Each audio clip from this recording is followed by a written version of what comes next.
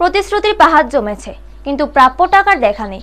এই ক্ষোভ আর হতাশাকে সামনে রেখে আজ আবারও আন্দোলনে নামলেন ওবিসি ছাত্রছাত্রীরা।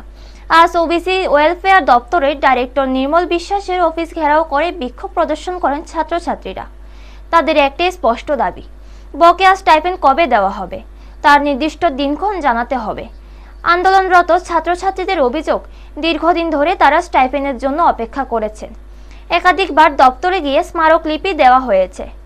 দপ্তরের পক্ষ থেকেও বারবার আশ্বাস দেওয়া হয়েছে, কিন্তু সেই আশ্বাস বাস্তবে পরিণত হয়নি। ফলে পড়াশোনার খরচ চালাতে চরম সমস্যার সম্মুখীন হতে হচ্ছে অনেককেই।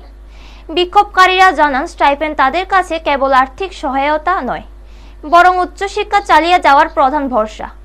নির্দিষ্ট সময়ে অর্থ না পাওয়ায় বহু ছাত্রছাত্রী ঋণগ্রস্ত হচ্ছেন বা পড়াশোনা ছেড়ে দেওয়ার আশঙ্কায় রয়েছেন।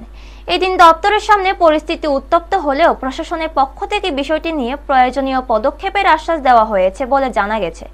তবে ছাত্রছাত্রীদের স্পষ্ট বার্তা, নির্দিষ্ট সময়সীমা ঘোষণা না করা পর্যন্ত তারা আন্দোলনের পথ থেকে সরে আসবেন না। ব্যুরো রিপোর্ট, নিউজ তৎকাল 24। আপনারা ভিতরে তো সত্যই নেই। আমরা কয়টা ডেট দিছে, 8 মাস ধরে ঘুরাইতেছেন।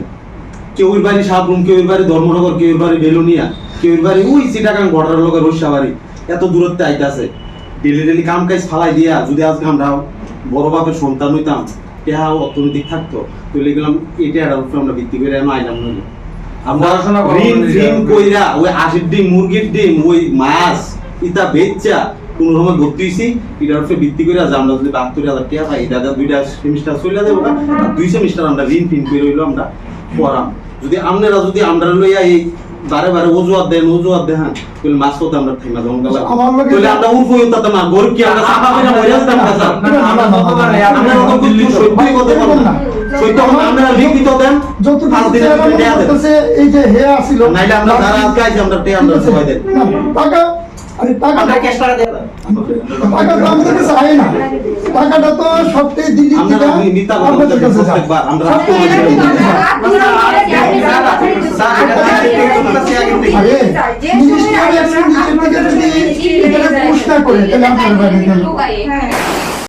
আমি বলি, এটা আমরা ওনাদেরকে বলেছিলাম আমাদের এখানে যে কাজকর্ম অর্থ মন্ত্রক, ট্রেজারি সব কিছু থেকে পাস হয়ে এটা দিল্লি আছে। দিল্লিতে যে জায়গা থেকে এটা পাস হয় সেই জায়গায় এটা আটকে আছে। আমাদের বিদেশিটা গ্রুপ ছিল, বেচ, এই বেচের মধ্যে একটা বেচ আমরা শুনেছি পেয়েছে এবং ওরা আমাদেরকে কনফার্মও করেছে। আমরা ভেবেছিলাম যে এটা স্টার্ট হয়ে গেছে, কিন্তু দেখতে পেলাম যে 1-2 দিন পর মানে আবার বন্ধ আছে। তো আমরা আমাদের 2 জন অফিসারকে দিল্লিতে রেখেছি, ওইখানে ওরা এটা সর্ট আউট করার চেষ্টা করছে। আমার মনে হয় এই মানে কয়েকদিনের মধ্যে প্রবলেম শেষ হবে, কিন্তু বাচ্চাদের সমস্যা আমি বুঝতে পারছি না। এবার কেউ হয়তো ধার করে ঋণ করে ওরা ওদের পড়াশোনা চালিয়ে যাচ্ছে।